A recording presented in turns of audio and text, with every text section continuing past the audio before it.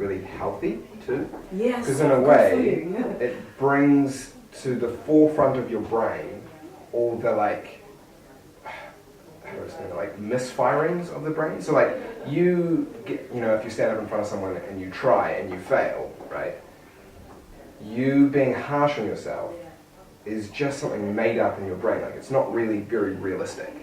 Because you haven't then gone around and said, do you like me, do you like me, do you like me, do you like me, do you like me, do you like me, do you like me? And if you did, we'd all just go, yes, yes, yeah, yes. sure. Whatever, just keep going. You know, so you make up all this BS in your brain, and so by you getting up and doing that again and again and coming to the forefront of like the sensation, the emotion of that, what that is, and then that subsides and you're like, oh, wasn't actually spit roasted over a fire, like I'm fine, I'm sort of, here I am, just time to do the next thing. I think it's so good for you. I think it's really really healthy. That's so positive of you. Hey, yeah, you know. You don't get this face without being positive. But you're right. You're right. Yeah. It is so good for you. Like I think, I'd like to think that the whole process from the very beginning has hopefully is making me a more courageous performer. Sure. I haven't done anything else. I mean, I've done a show recently, but that was very much in my comfort zone. I've made it, but you know, I'd like to think that I'm going to do the next thing can kind of carry a bit of that sort of willingness to fail in front of other people with me. Yeah.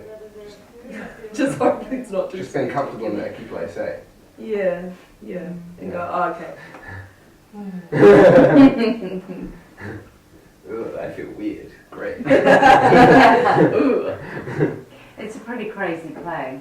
Hey, it's pretty wild. Yeah. Anarchic. Yeah. Yeah. Rock and roll. So, I don't know, is there anything you'd like to add? I'm super proud of the show this time around. Are you? And I was saying last night, it was the first time in so long, even though I'm really tired today, that I'm really sad to have a show close it. Sure. Which I realised I haven't actually had that feeling in a really long time.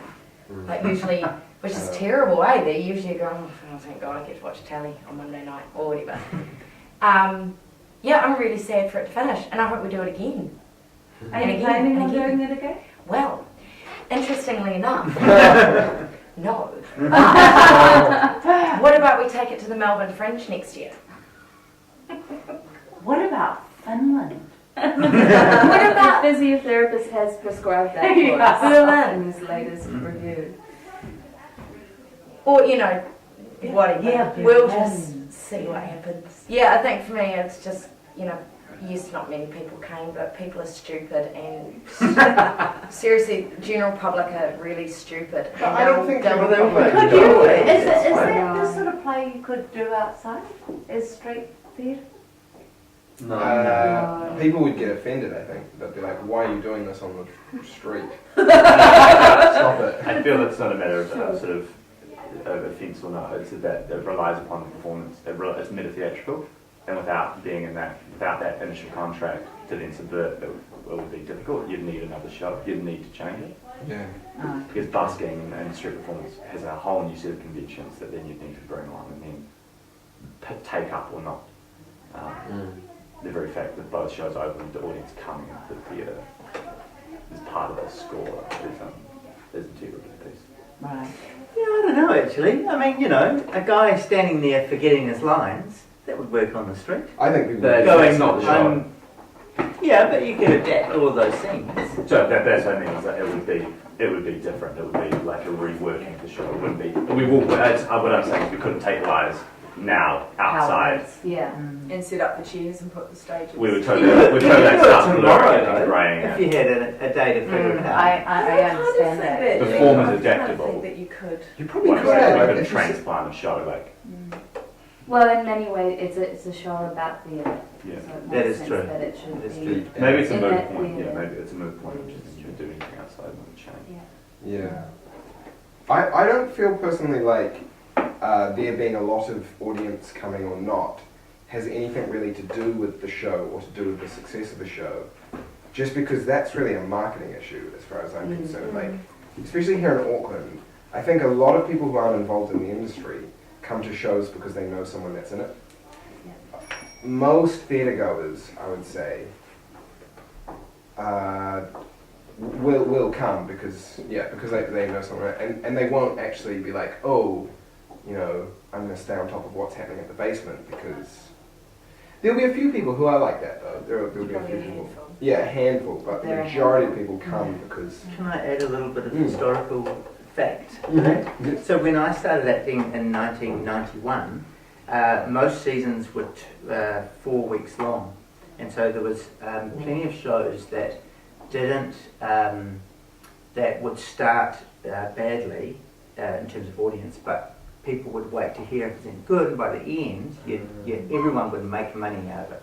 So what's happened in the last 20 years is because of our economic situation in the world and in New Zealand, we've tried to compress all the risk, take all the risk out. And so what happens now, a place like this is typical, it's not bad, it's just typical of all the theatres, which is normally a season's about 5 days long. Yeah. So what that means is there's no room for building impetus, there's no brand loyalty to the theatre, it's just can those people get all their friends in 5 days? Sure. And no one is going to make any money. That's the big thing. It's actually deprofessionalised because you can't. You just do your maths and figure out how many people paying the same amount that they were paying 20 years ago for a ticket times 5 nights. It doesn't make any sense. So what's happened is that economically we've taken the actors out of the equation in the financial books and put it all into the theatre and the theatre staff. And so we get stuck in a situation where we're. I mean, So the last couple of shows that I've been involved with here, and as great as it is that you know, it's become risk shared and all that, great.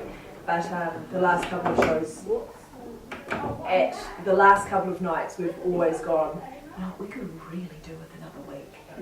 Another week would be great, because it's always, you know, the last couple of nights you start to get that And momentum. now I feel like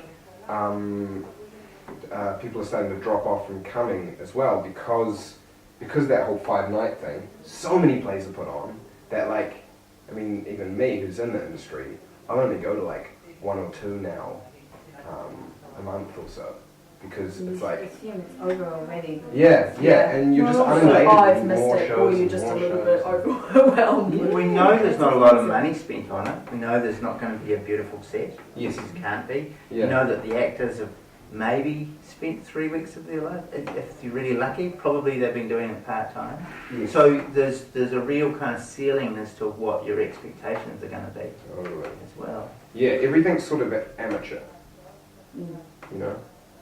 And so I feel like that weakens theatre in the minds of a lot of professional people as well. And there are going to be some gems or some like diamonds in the sand or whatever. Is that the same? Diamonds in the sand? Diamonds. Wheels in the dust. Yeah. We'll just end up being really. Because there's Yeah, so that's much right. other stuff. It's like New Zealanders like to think we're going to be the ones that will get picked up. We'll be the ones that they go, oh, you guys are great. We're going to discover it and put it on the stage. But that's sort of different than how things happen. No, there are going to be some theatre scouts in the that's audience what Julie and I tonight. hang out. We hang Nice, out on it every season. Some theatre and some acting scouts who are going to be out there tonight, guys. So, Great. Nisha, what's been the best part of the show for you? What's the outcome that's been best? I love the way it looks, and I just love the performers dearly. You know, I picked them because I thought they were really, really great performers, and you can't really go wrong with really fantastic performers, and it's just incredible to watch them each night. You know, I don't think I've ever seen a show where every single one of you hasn't absolutely cracked me up into a cackle, like a cackle. You can hear the, I like hear hearing the you sound cackling from the operator, sound off. Yeah. you know, laughing so loudly, and that's a really, really special thing. And it's also really great to have Simon as a part of it this time, because we lost a member of our team, but it's so wonderful to work with Simon because I've seen him work so much before, and I think he's fantastic. And it's really great that someone went, yeah, I'll be a part of that show that I saw that I don't even know, maybe he thought wasn't even that good, but I could see something in it. But that got it as well, is- eh? Yeah. Are you from Wellington? So that must be nice coming up here and doing a play. And amongst, is that as soon as you came up you started working? No, there was talk about it in Wellington in a little bit because Josh was always, it was known for a while that Josh was leaving. For me, joining on was very much an easy decision because of Nisha and Stephen, and that when I saw these guys perform What Have You Done To Me back in like 2009? 10? 11. At Free? Yeah. No, 2011. Yeah.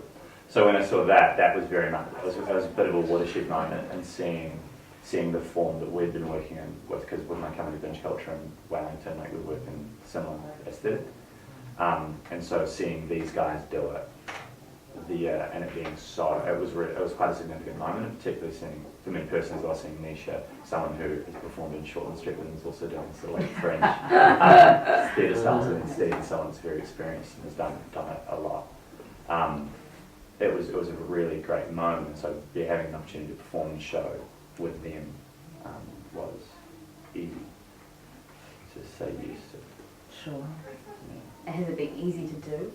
It's been different. It's been very interesting because, again, working in binge culture was very similar to forced entertainment, and then sort of I feel like the thing I've sort of been sort of coaching myself on and thinking that it's the same tool set but with a different aim, and that binge developed its own sort of nuances and what it was searching for in terms of what those directors were influencing the work to lead towards it, because we were learning the form and learning, and while simultaneously being guided down these nuances, that's sort of where my nuances and my instincts go. I'm like, okay, so that's the game, so what are we looking for the game? What's the game?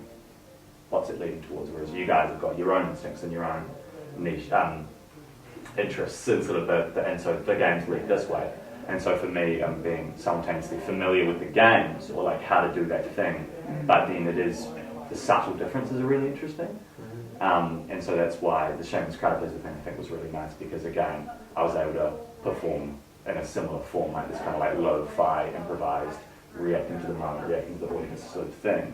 But Similar form to this or to them? both, like it's the same sort of thing, like lo-fi, improvised, like you're very, like for me that's how I go into it, like I'm there with the audience, and so everything I was doing is reacting to the audience, and I just kind of did, one of the things I did was just an old bit from an old show that I wanted to practice, so I just did that in Shameless Crowd Pleaser. And so that was really nice because it made me feel freer to do it, and so I'm not sort of like weighed down by the binge stuff, but sort of like looking for those nuances that made me able to let go of it a little bit.